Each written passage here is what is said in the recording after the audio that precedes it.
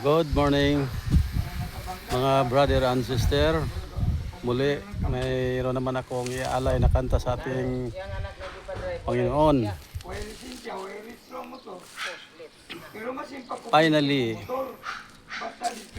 anong kagalakan ang aking nadarama sa tuwing ako'y makikinig ng banal na salita.